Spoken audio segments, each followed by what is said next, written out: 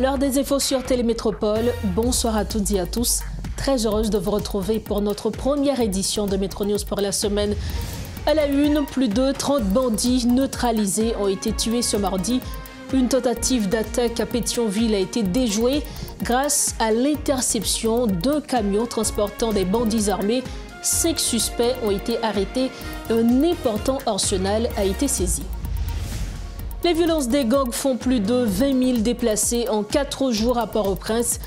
Une situation alarmante selon l'ONU qui appelle à une aide internationale urgente face à cette crise grandissante. Également au titre de ce mardi, le Conseil de sécurité de l'ONU se réunit ce mercredi pour discuter de la crise en Haïti. La Russie et la Chine demandent davantage de discussions avant de soutenir une mission militaire, insistant sur la nécessité de clarification avant d'approuver une intervention sous mandat de l'ONU.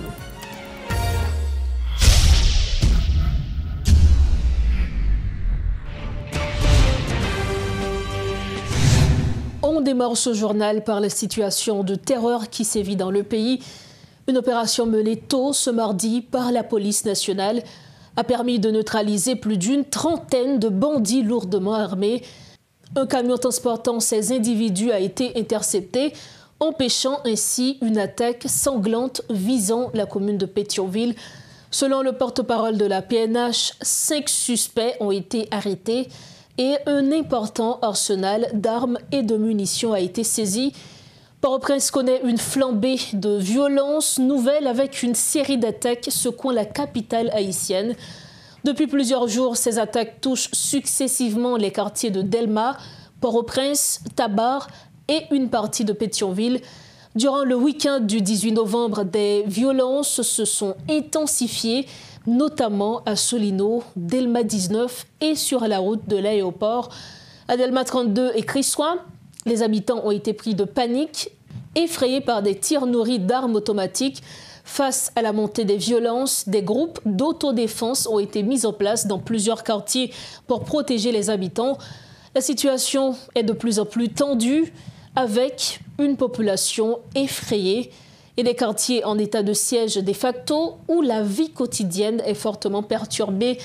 Les écoles sont fermées, le commerce est au ralenti et la circulation automobile est presque inexistante dans plusieurs zones affectées. Dans ce contexte, le gouvernement fraîchement installé de Didier Alix-Fils-Aimé n'a pas encore réagi, tandis que la mission multinationale réitère son engagement à soutenir Haïti dans sa lutte contre la violence des gangs. Toujours concernant la question sécuritaire, Port-au-Prince reste sous la menace constante des gangs armés, plongeant la région métropolitaine dans une atmosphère de tension extrême. Ce mardi encore, des tirs nourris ont été signalés dans plusieurs quartiers, semant la panique parmi les habitants. Une équipe de Télémétropole s'est rendue sur le terrain pour observer la situation. Rodolphe Pierre-Louis est avec nous pour dresser un tableau précis de la réalité sur le terrain. Rodolphe Pierre-Louis, bonsoir. Bonsoir Rose, bonsoir à toutes et à tous. On lote journée de tension dans la région métropolitaine de Port-au-Prince ou même qui justement a sillonné plusieurs zones dans la capitale. Décris-nous qui j'en sais. Eh bien, justement, je dis, c'est une lot et journée de tension, j'ai que aussi préciser là. Donc, depuis 2 heures du matin, il y a des agents de la police nationale, eux-mêmes, qui arrivaient déjouer un plan que des groupes armés, eux-mêmes, ont gagné par rapport à différentes annonces qui ont faites sur les réseaux sociaux pour installer dans Pétionville.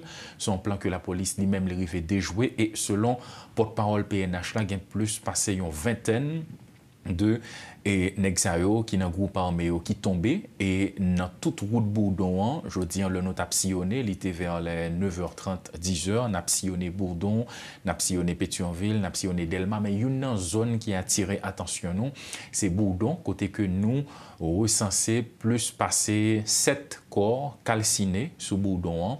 et il y a des gens qui disent que il y a l'autre toujours dans niveau l'autre zone encore, mais sous Boudon, c'est 7 que nous arrivons à enregistrer.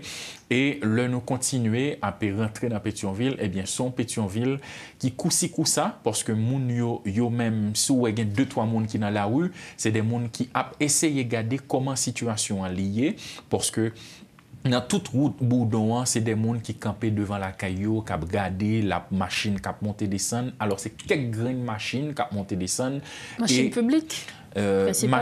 Machine, on dit machine officielle, parce que nous rencontrons plusieurs machines officielles, mais pas de trafic du tout. Tap-tap, minibus, sous Boudon, pas ça du tout. C'est seulement motocyclettes qui ont même essayé de faire trafic là, mais c'est des motocyclettes côté que des gens yo même qui prend initiative citoyenne, nous qu'a dit comme ça qui dans zone yo pour capable contrôler ça cap entrer sorti dans zone yo depuis bon hôtel Oasis pour arriver jusqu'à niveau bas Boudon, et bien moun yo même yo campé sous 2 rangs. Nous joignent des gens qui ont manchette dans main yo, des groupes d'autodéfense dans main voilà. Donc c'est des groupes qui mettaient en place eux-mêmes qui pour essayer de protéger tête yo. Et d'ailleurs, il y a un pile zone dans Boudon qui est barricadé. L'on a rentré par Delma 60 pour aller sortir. Si on dit que on va passer par Mont-Lazare pour aller sortir sous Boudon, en face de l'école Méa, eh bien, il est totalement impossible pour eux parce que la zone est barricadée et des citoyens qui dans la zone, eux-mêmes, ils ont des machettes, ils ont des armes, qui ont essayé de protéger tête. Et même sous Boudon, tous ces mêmes constats, côté que en pile, policiers que nous rencontrons sous Boudon, on dit que un dispositif remarquable que nous aujourd'hui, que ce soit sous Boudon, que ce soit dans Pétionville ou bien dans Delma. Donc, il y a des policiers qui campent motocyclette qui fait mon identifier. Il faut qu'on ait une pièce pour identifier. Nous-mêmes, tout, nous fait une camper machine, vérifier bus métropole là pour voir est-ce que vraiment ce sont des journalistes qui sont à l'intérieur.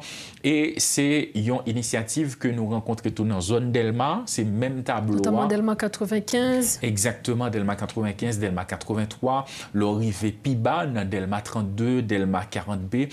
Donc, c'est des citoyens eux-mêmes qui gagnent météo en alerte pour être capable de qui gens ka protéger zone yo. D'ailleurs, c'est dans ce sens ça yo même parlé de mariage police population, yo dit que la police a fait travail nous mêmes tout comme citoyens faut nous être vigilants par rapport à des bandits yo même qui t'apprend la fuite et même jodi tout gagné et des bandits qui gagnent rentrer la caille moun et que moun yo même yo alerté des policiers à travers une vidéo qui virale sur les réseaux sociaux. La police gagnent débarqué et les mêmes les reprendre contrôle de la situation.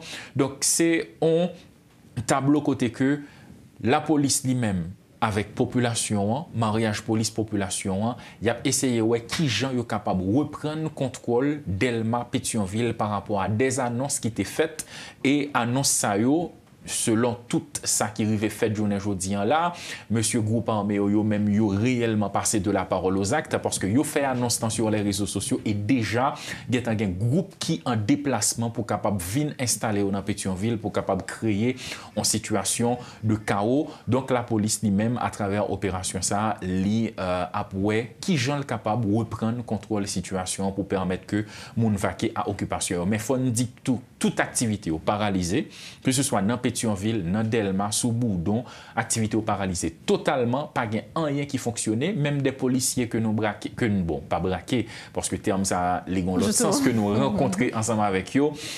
Yo même qui a essayé qui banque qui l'ouvrit parce que nous-mêmes tout nous t'a cherché est-ce que nous capable passer dans banque mais tout policier yo que majorité que nous rencontrer pour ne pas dire tout il a cherché qui banque qui l'ouvrit pour qui ça possible parce que ATM pas fonctionné.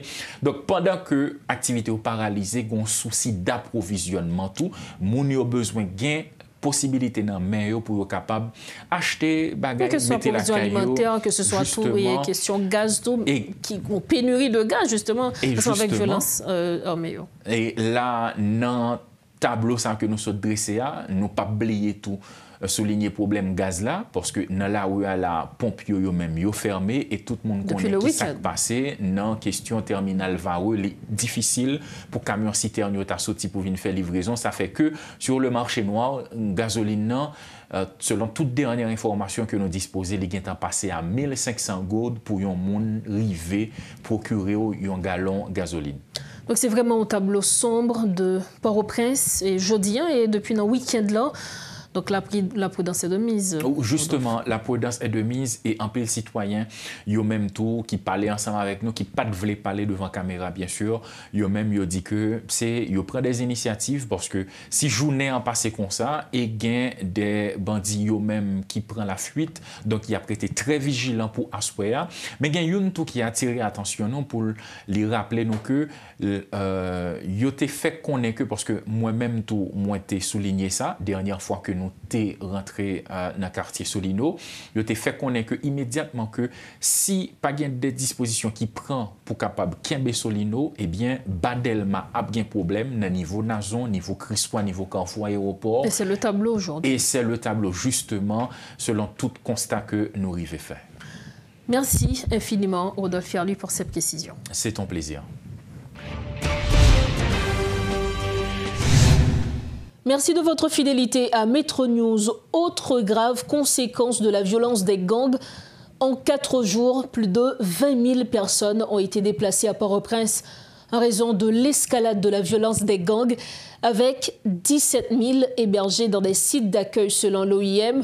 Cette crise perturbe les chaînes d'approvisionnement, isole la capitale et aggrave une situation humanitaire déjà critique.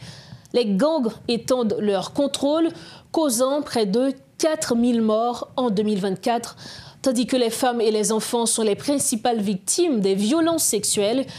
L'Organisation internationale pour les migrations peine à fournir une aide humanitaire dans une ville où seulement 20% des zones sont accessibles.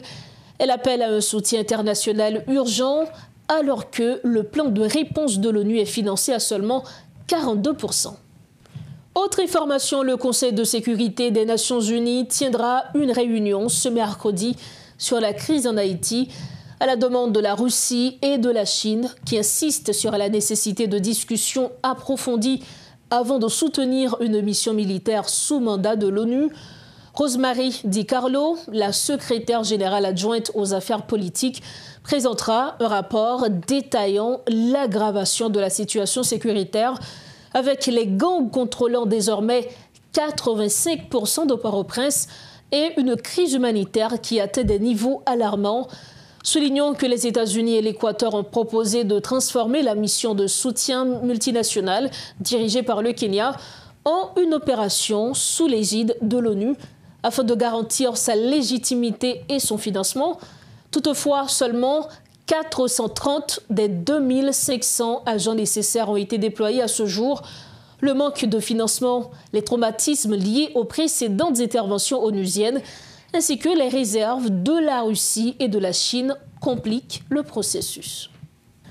L'expert en relations internationales Pierre-Antoine Louis plaide pour une transformation urgente de la mission multinationale en une opération de maintien de la paix similaire à la MINUSTAH, face à une situation qu'il qualifie d'intenable, avec plus de 20 000 déplacés en moins d'une semaine.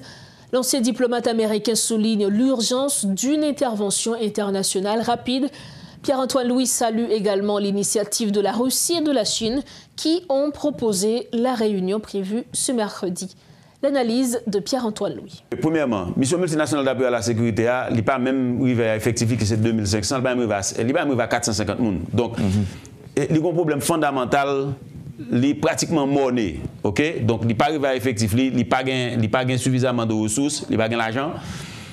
Équipement vient là avec autre que fusil que Kenya ou Vignan, tout équipement ça les États-Unis qui baillent. Il n'y a pas de moyen vraiment qui plus avancé que ça la police d'Haïti gagne, que ça les forces armées d'Haïti gagne. On va comprendre que son problème, il suppose pour ton plus. Donc ça gagne, on a fait de, on dit 425 personnes qui là, de plus. Quand on est à l'aéroport, si ouvre les gens capable de faire plus, il faut changer façon de administrer. Ou retirer mission multinationale d'appui à la sécurité ou météo dans le cadre onusien qu'en MINUSTAH. Nous connaissons le MINUSTAH, ça fait un peu le monde peur. Mais c'est comme ça l'ONU fonctionnait.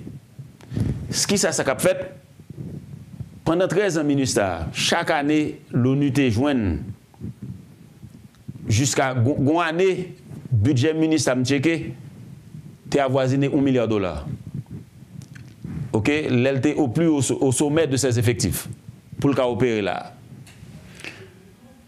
Pour résoudre le problème, ça, il faut que transforme la mission en une mission de maintien de la paix. Alors, les États-Unis veulent faire, ils déposent l'autre résolution.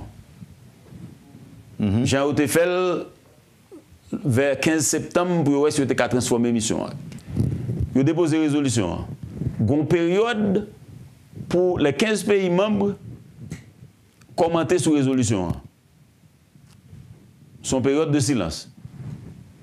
Vous laissez en anglais, les gens pays, ont une question de ça, breaking silence. Ils ont rompu silence là.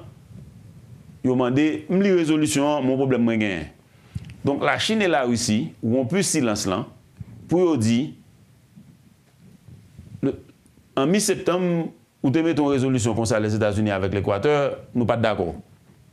Nous votons 27-51. Qui ça a changé une quarantaine de jours plus tard pour faire nous transformer une mission de maintien de la paix, pour nous considérer que nous ne pas de faire et ça gagne 40 jours. Le secrétaire général des Nations Unies demandait le directeur adjoint du bureau des affaires politiques pour le briefer le conseil là sur ce qui a passé en Haïti. Vous pouvez remarquer, il n'y a pas demandé Mme Isabelle pour le faire, Salvador pour le faire. Il y a pour l'autorité politique de l'ONU, numéro 2, division des affaires politiques, pour faire.